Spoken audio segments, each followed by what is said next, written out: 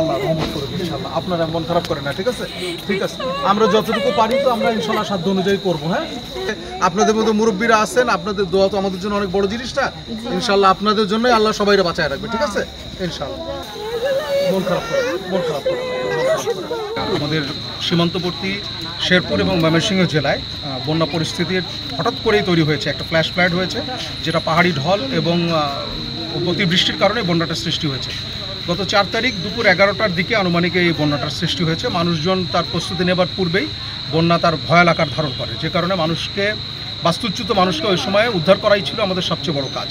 আমরা আমাদের যা কিছু ছিল তাই নিয়ে আমাদের সীমান্তবর্তী বিওপিগুলোর জনবল নিয়ে আমরা মানুষকে সহায়তা করেছি নিরাপদ স্থানে চলে যাওয়ার জন্য। এবং আপনারা আরও জানেন যে আমাদের এই যেখানে আপনারা বর্তমানে দাঁড়িয়ে আছেন, হাতিয়াপাগার বিওপি, এখানে প্রচুর মানুষ তাদের গবাদি পশু সহ আশ্রয় গ্রহণ করেছিল, যাদেরকে আমরা প্রথম দিন থেকেই শুকনা খাবার যা আমাদের কাছে ওই মুহূর্তে মজুদ ছিল এবং সাথে রান্না করা খাবারও প্রদান করেছি।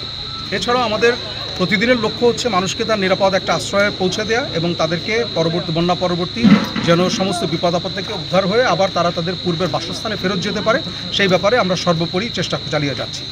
আপনারা আরও জানেন যে বিজিবি সীমান্তের জনগণের নিরাপত্তা এবং আস্থার প্রতীক হিসাবে সর্বদাই কাজ করে।